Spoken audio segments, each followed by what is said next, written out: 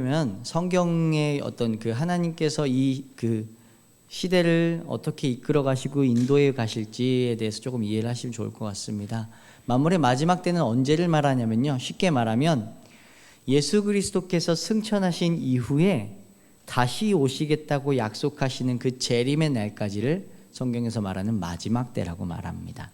우리 예수님께서 성경이 믿을 만한 이유가 뭐죠, 여러분? 성경이 믿을 만한 이유? 성경이 사실 어느 한순간에 몇 사람에 의해서 쓰여진 책이 아닙니다. 4,000년이라는 길고 긴 시간 속에서 대략 40여 명의 사람들이 그 책을 오랜 기간 동안 지은 거예요. 적은 거예요. 근데 그 책에 그 흐르고 있는 그 내용이나 문맥이나 그 의미들이 전혀 오류도 없고 전혀 실수가 없는 완전 무결한 책이라는 점입니다. 뿐만 아니라 구약은 무엇을 의미하고 있냐면 오실 예수님에 대해서 기록을 하고 있어요. 그 오랜 시간 동안 구약 성경이 쓰여지는 동안 오실 예수님에 대해서 기록을 하고 있는데, 그 예수님이 오셨나요? 오지 않으셨나요? 오셨죠. 하나님께서 직접 이 땅 인간의 몸을 입고 이 땅 가운데 오셨음이 구약에 예언되었던 것이 예수 그리스도를 통해 성취가 되었습니다. 그렇다면, 그것이 성취되었다면 예수님께서 하늘로 승천을 하시면서 뭐라고 우리에게 말씀하셨냐면 다시 오겠다 라고 말씀을 하시거든요. 그래서 마지막 때는 승천하신 이후부터 다시 오실 그때를 말씀하는데, 다시 오시겠다고 하신 그 말씀은 이루어질까요? 이루어지지 않을까요? 이루어지겠죠. 왜냐하면 과거의 일들이 성취되었기 때문에 앞으로 미래에 대한 일들도 분명히 성취될 것이기 때문에 그렇습니다. 우리는 그 마지막 때를 살아가고 있는 거예요. 비록 우리가 사실 좋은 환경에 살고 있잖아요. 정말 이 시애틀 목사님 말씀에 의하면 천당이 아닌 999당에 살고 계시다는데, 네. 그런 곳에 살면서 우리가 마지막 때라는 걸 인식하기 힘들지만 사실 우리는 마지막 때를 살고 있습니다. 노아 때를 생각해 보세요. 마지막 때 어떤 일들이 있었죠? 악했죠. 하나님이 도저히 심판하지 않고서는 안 될 정도로 인간이 악했습니다. 그 악하다라는 의미는 막 범죄가 성행하고 도덕적으로 패역하고 뭐 이런 일들도 있겠지만 성경은 그것에 대해서 기록하지 않아요. 뭐라고 기록을 하냐면 사람들이 자기가 보기 좋은 대로 행하였더라. 하나님의 말씀이 아닌 하나님의 뜻대로 지음을 받아서 하나님의 뜻대로 살아야 하는 우리임에도 불구하고 인간이 하나님의 뜻이 아닌 자기 뜻대로 사는 그 시대가 악했다라고 표현을 합니다. 그리고 그 마지막 때에 하나님께서 심판을 하시죠. 어찌 보면 다시 오셔서, 그리스도께서 다시 오셔서 심판하실 그 그림의 내용들을 구약에 하나님께서 노아의 때를 통해서 담아 놓으신 겁니다. 우리는 그런 때에 살고 있는 거예요. 실감하시죠? 네. 더군다나 한 장을 넘겨서 오늘 4장을 읽었는데 5장을 보니까요, 그런 말씀이 있어요. 너희 대적 마귀가 우는 사자와 같이 두루다니며 삼킬 자를 찾는 시대. 분명한 거는 마지막 때를 살아가는 우리들, 마지막 때인 것도 쉽지 않은데 우리의 대적이 있습니다. 근데 그 대적이 만만한 녀석이 아니에요. 마치 우는 사자와 같이 그르렁 거리면서 삼킬 자를 찾는 시대입니다. 그런 때에 우리는 무엇을 가지고 우리를 삼키려고 달려드는 저 사단을, 마귀를, 이 악한 세대를 대항하고 대비할 수 있을까요? 오늘 본문에서 그것을 크게 두 가지로 이야기를 합니다. 첫 번째는 무엇이냐면 7절 8절을 보니까 만물의 마지막이 가까이 왔으니 그러므로, 첫 번째가 뭐죠? 너희는 정신을 차리고 근신하여 기도하라. 정신을 차리고 근신하여 기도하라가 첫 번째고요. 두 번째는 무엇보다도 열심으로 서로 사랑하라입니다. 첫 번째가 뭐라고요? 기도하라. 두 번째가 사랑하라. 오늘은 이 말씀에 대해서 베드로의 관점에서, 이게 베드로 전서잖아요. 베드로가 쓴 책인데, 베드로가 왜 만물의 마지막을 살아가는 우리들에게 왜 다른 건 아니라 기도하고 사랑하라라고 했을까? 이 베드로의 관점에서 우리 한번 같이 말씀을 나누도록 하겠습니다. 여러분, 기도가 뭘까요? 기도가 뭐라고 생각하세요? 많은 정의들이 있겠죠. 딱 기도는 이겁니다 라고 정의하기는 좀 힘들 것 같아요. 그런데 오늘은 이 관점에서 좀 보려고 해요. 자, 저를 한번 따라 하겠습니다. 기도는, 조금만 더 크게 해주시면 제가 좀 긴장이 풀릴 것 같습니다. 기도는 하나님을 찾고 구하는 모든 행위를 말한다.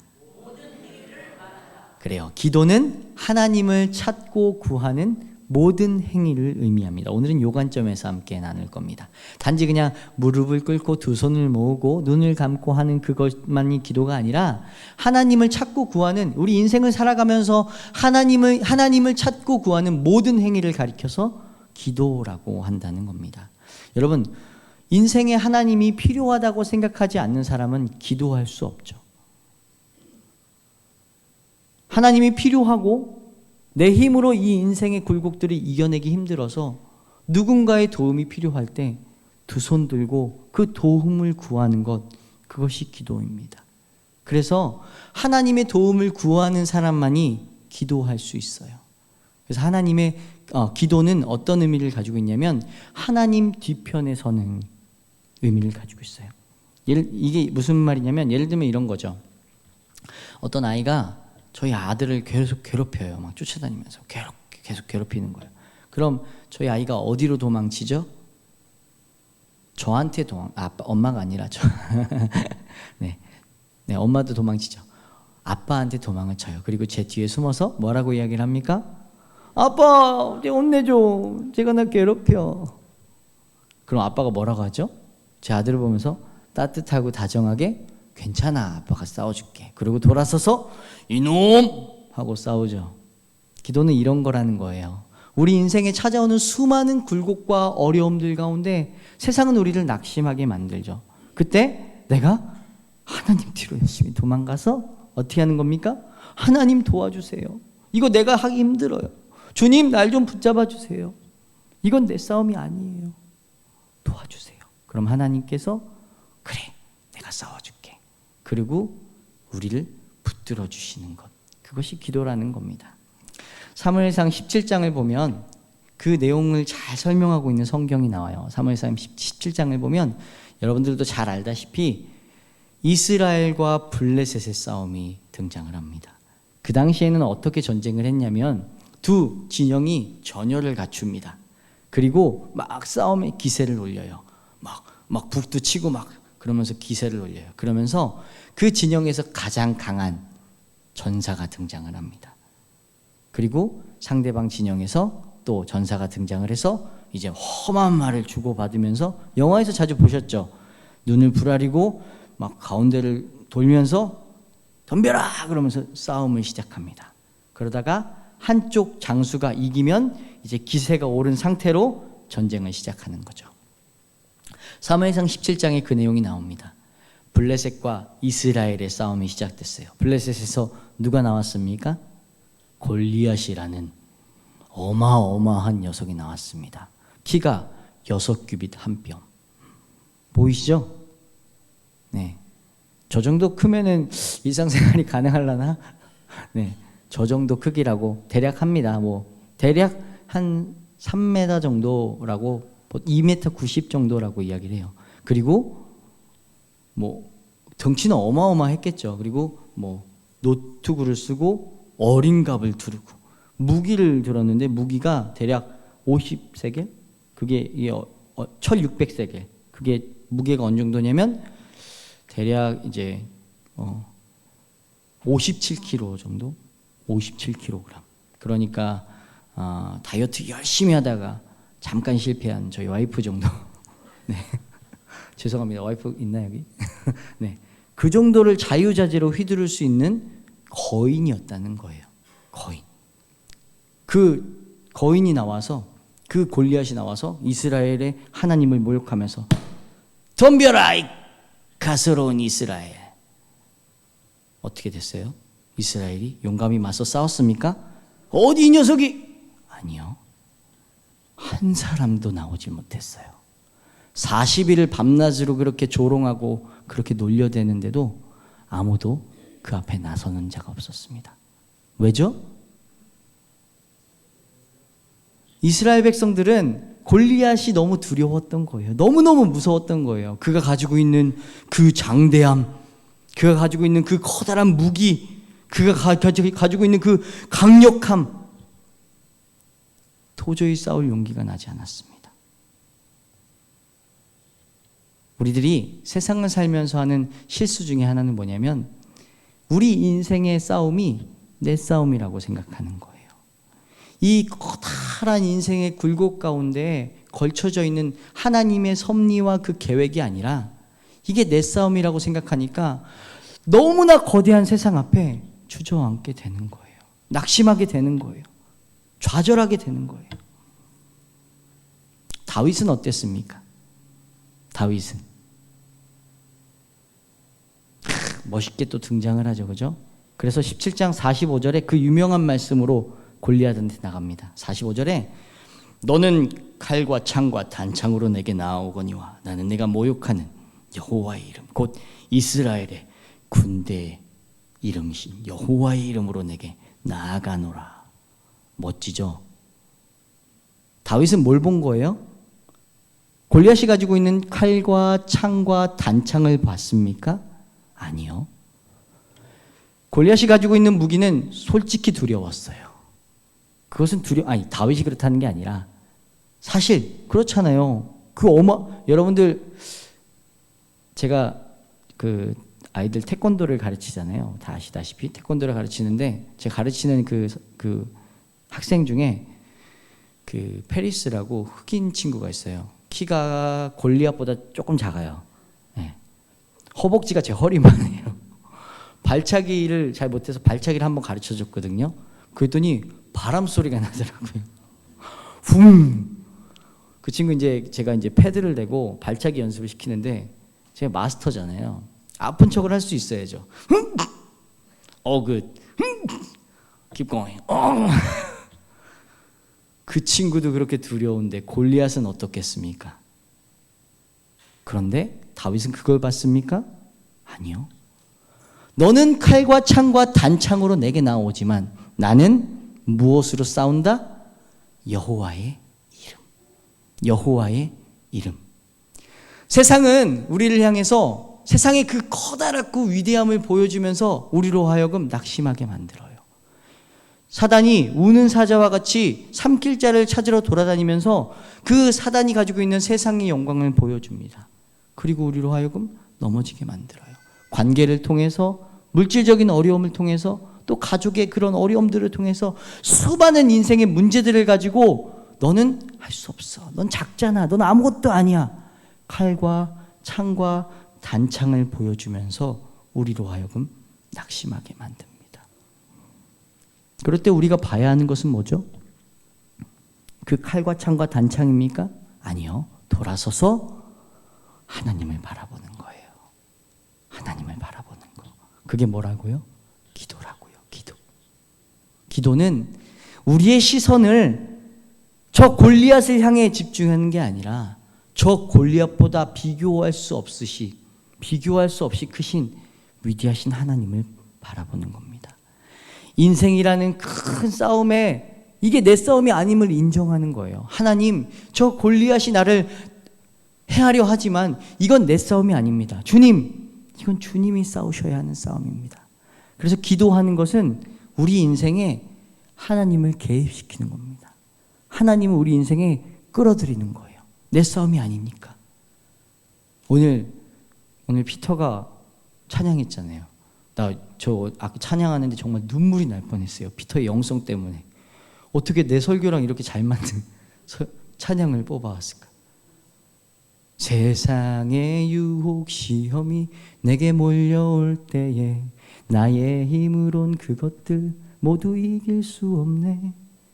거대한 폭풍 가운데 위축된 나의 영혼 어찌할 바를 몰라 헤매이고 있을 때 주를 찬양, 손을 들고 찬양. 전쟁은 나에게 속한 것 아니니 주를 찬양, 손을 들고 찬양. 전쟁은 하나님께 속한 것이니. 아멘. 그래요. 인생이라는 이 커다란 싸움은 나에게 속해 있는 싸움이 아니에요. 이거는 하나님이 하셔야 되는 싸움입니다. 그래서 우리 인생의 그 앞길에 우리 크리스천들 앞에 고난이 그리고 어려움이 있잖아요. 때로는 그것들이 나의 연약함으로 인해 발생하는 거기도 하지만 하나님께서 일부러 그 가운데 어려움들을 두세요. 왜요? 우리로 하여금 낙심케 하시기 위해. 아니죠. 하나님 바라보기 위해. 너의 눈을 들어 그 고난과 어려움이 아닌 누구를 의지하게 하시기 위해, 하나님 바라보게 하시기 위해 그 어려움들을 일부러 우리들 가운데 두세요. 여러분, 기도는 그런 겁니다. 그래서 기도하는 사람은 절대 망하지 않습니다. 왜냐하면 하나님이 그와 함께 하시기 때문입니다. 아멘. 네, 우리가 기도하고 있다면 그 사실을 믿으시기 바랍니다. 하나님이 우리와 함께 합니다. 기도하는 사람이 망할 수 없는 이유는 우리들의 싸움이 내 싸움이 아니라 하나님의 싸움임을 인정하고 나니까 하나님 편에 돌아서서 하나님을 바라보기 때문입니다. 아멘. 성경은 그 어디에도 하나님이 선하지 않다, 실수가 많다라고 말씀하지 않습니다. 우리가 하나님께 눈을 들어 그 하나님을 의지할 때 그 하나님은 어떤 분이시냐면, 성경은 너무나 많은 부분에서 선하신 하나님. 하나님의 성품이 선하시다는 것은 그분이 계획하신 것, 태초 이전에 우리를 향해 계획하신 것, 그리고 그 계획을 이뤄가실 것, 그 모든 것들이 선하고 완전하다는 의미를 말합니다. 우리 인생에 때로는 굴곡과 어려움이 있을지라도 우리를 향하신 하나님의 계획이 선하시기 때문에 그 역경과 고난을 뚫고 우리가 일어섰을 때 하나님의 선하심을 발견할 수 있는 거예요. 다윗이 하나님을 가리켜서 뭐라고 선포했습니까? 여호와는 나의 목자시니 내가 부족함이 없으리로다. 때로는 내가 사망의 음침한 골짜기로 다닐 수 있어요. 그러나 그때에도 주의 지팡이와 막대기가 나를 안위하십니다. 아멘. 여러분, 사망의 환난 가운데 거하십니까? 혹시 여러분들이 인생 가운데 어려움이 있으세요? 혹시 관계의 어려움을 겪고 계십니까? 혹은 물질의 어려움을 겪고 계십니까? 혹은 건강의 염려가 있으세요? 혹은 어떤 다른 세상에 다른 것들이 있으십니까? 여러분, 사망의 음침한 골짜기로 다닐지라도 우리가 주를 바라본다면 그 주의 지팡이와 막대기가 우리와 함께 하심을 우리가 경험할 수 있을 것입니다. 어렵고 힘든 가운데 있다면 여러분, 방법이 없어요. 기도하세요. 기도하는 것이 우리의 힘인 줄 믿습니다. 아멘. 네, 베드로가 이렇게 이야기했어요. 기도하라. 왜요? 베드로가 그것을 가장 강력하게, 가장 누구보다 강력하게 경험했잖아요. 베드로는 사실 별 볼 일 없는 사람이에요. 평범하기 그지 없는 사람입니다. 직업이 뭐였죠? 어부. 출신은 저 지방 갈릴리, 저기 성경에 나오잖아요. 갈릴리에서 선한 것이 나왔다고 사람들이 놀랄 정도로 그 깡촌 갈릴리. 배움이 있었습니까? 재력이 있었습니까? 뭐 내세울 뭐가시 있었습니까? 없었어요. 이름도 뭐였죠? 시몬. 원래 시몬이었어요. 시몬. 여기 스타벅스 가서 이제 커피를 시키고 기다리면 시몬 그러면 한 6명 정도 여기요 할 정도로 흔하던 이름이 시몬이었어요. 그 정도로 별거 뭐 내세울 것 없는 사람이 시몬이었습니다. 그런데 그 사람이 베드로로 변화됐어요. 언제요? 오순절 성령 강림 때. 근데 그때 제자들이 모여서 무엇을 하고 있었습니까? 기도하는 중에 성령의 능력을 경험한 베드로가 도저히 참을 수 없는 그 은혜로 인해서 뛰쳐나가 선포하잖아요. 예수가 그리스도이심을. 여전히 밖에는 예수의 잔당인 그들을 잡으려고 수많은 제사장의 병사들과 로마의 군사들이 눈에 불을 켜고 잡고 있던 그 불안하고 두려워하던 때에 그 능력을 힘입어 참을 수 없어 나가 예수가 그리스도이심을 선포할 수밖에 없었습니다. 그 강력한 능력을, 그 기도의 능력을 경험했기 때문에 베드로는 이야기할 수 있는 거예요. 만물의 마지막이 가까이 왔으니 기도하라. 이걸 누구한테 배웠을까요? 베드로는 기도하는 걸 예수님께 배웠겠죠. 저한테 배우진 않았을 거예요. 확실하죠? 네, 예수님께 배웠을 거예요. 누가복음에 보면 예수님은 늘 습관을 따라 기도하셨습니다. 기적을 베풀기 이전에 예수님은 늘 기도하며 하나님과 교제하셨습니다. 그리고 가장 기도의 그 절정은 언제였냐면 예수님께서 잡히시기 마지막 밤에 겟세마네 동산에 올라가 뭐라고 기도하십니까? 주여, 할 수만 있거든 이 잔을 내게서 옮기시옵소서. 그러나 내 뜻대로 마옵시고 아버지의 뜻대로 하옵소서. 예수님은 고민이 있으셨어요. 참 하나님이시기도 하셨지만 참 인간이시기도 하셨거든요. 근데 이 하나님으로부터 예수님께서 십자가에서 당하셨던 그 고난은 단순히 그냥 육신적인 고난이 아닙니다. 예수님은 여러분 삼위일체라는 말 들어보셨나요? 성부, 성자, 성령 세 하나님이라고 표현하면 안 돼요. 이단이죠. 네. 세 위격을 가지신 하나님께서 동등하고 그 권위와 위격이 동등하게 한 하나님으로 그 안에 내주하십니다. 거주하십니다. 예수님은 하나님과 사랑으로 연합되어 계셨던 분이에요. 하나님과 한 몸을 이루셨던 분이에요. 그런데 십자가에서 달리면서 예수님께서 세상의 죄를 감당하셨다는 건 뭡니까? 그 사랑의 하나님으로부터 끊어졌다는 것을 의미해요. 예수님의 고민은 그거였어요. 고뇌는 그거였어요. 사랑이신 하나님으로부터 단절되는 것. 그것이 괴로웠기 때문에 그 땀방울이 핏방울이 되도록 겟세마네 동산에서 기도하실 수밖에 없었습니다. 주여, 만일 할 수만 있거든 이 잔을 내게서 옮기시어서 그러나 내 뜻대로 마시고 주의 뜻대로 하옵소서. 베드로가 가장 가까이서 그것을 봤습니다. 그 예수님의 고난을 발견하면서 고민을 보면서 그럼에도 불구하고 기도가 마치셨을 때는 어떻게 하셨습니까? 담대하게 한 걸음 한 걸음 그 앞에 놓여진 십자가를 향해 걸어가셨습니다. 그것을 보며 베드로는 기도함을 배웠던 겁니다. 여러분, 자, 저를 따라서 한 번만 더 하겠습니다. 몸은 운동을 통해 강력해지지만 우리는 기도를 통해 강력해진다. 아멘. 네, 교회가 강력해지기 위해서는 무엇이 필요합니까? 기도함이 필요해요. 네, 기도하는 교회가 되길 바랍니다. 가정과 여러분들의 삶이 되길 바랍니다. 두 번째는 뭐였죠? 서로 사랑하라. 서로 사랑하라. 두 번째, 우리가 마지막 때를 살아가는 우리가 힘써야 할 것은 서로 사랑하는 일입니다. 왜 그럴까요? 왜 서로 사랑해야 될까요? 답은 그 다음에 나와 있어요. 사랑은 허다한 죄를 덮기 때문입니다. 허다한 죄를 덮는다. 사랑이 허다한 죄를 덮는다. 베드로가 도대체 무슨 일이 있었길래 이런 내용을 썼을까? 사랑은 허다한 죄를 덮는다? 여러분 살면서 정말 부끄럽고 정말 이거는 인생에서 좀 지워버리고 싶었던 일들이 있으십니까? 그쵸, 있죠. 저도 있어요. 저 너무 많죠. 부끄러워서 다 얘기를 못할 뿐이에요. 한 번은 제가 미국에 온 지 이제 한 1년 정도 됐을 때 워낙 영어도 못하고 영어를 그전엔 진짜 못했거든요. 지금도 못하지만 그전엔 정말 못했어요. 근데 1년 정도 지나고 이제 제가 이제 여기 저희 선배 목사님이 여기 계시는데 그 목사님을 모시고 이제 좀 드라이브도 할 겸 좀 이게 뭐 좀 섬길 겸 잘 살고 있는 걸 좀 보여주기 위해서 모시고 이제 제가 운전하고 저희 와이프랑 목사님이랑 그 목사님 사모님 이렇게 가던 중에 커피를 한 잔 마시고 싶다는 거예요. 그래서 제가 살게요. 근데 제가 그 전까지 스타벅스를 거의 안 가봤거든요. 그런 무슨 메뉴가 있는지 잘 몰라요.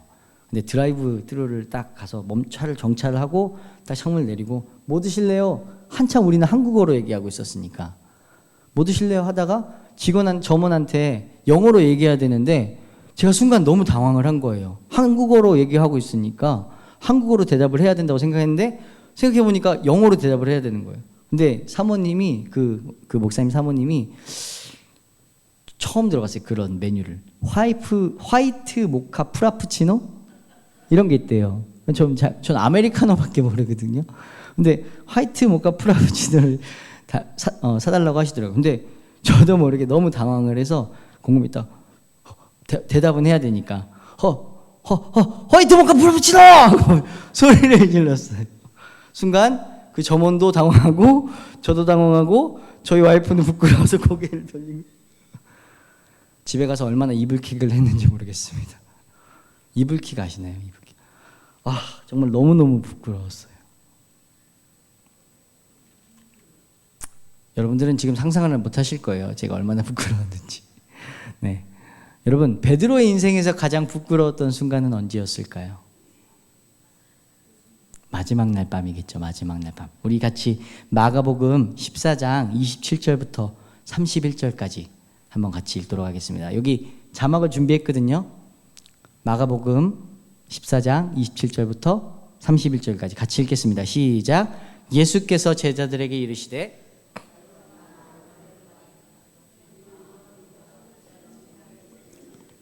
양들이 흩어지리라 하였음이니라. 그러나 내가 살아난 후에 너희보다 먼저 갈릴리로 가리라.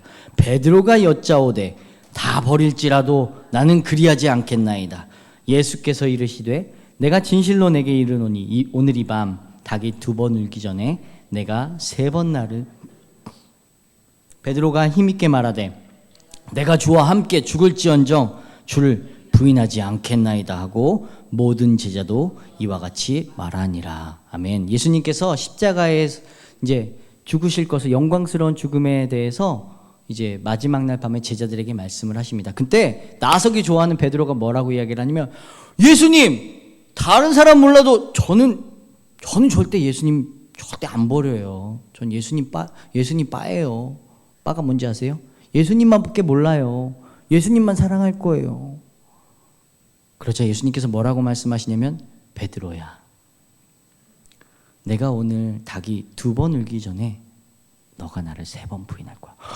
이거 무슨 말도 안 되는 소리. 제가 어떻게 예수님을 부인해요? 결과는 어떻게 됐죠?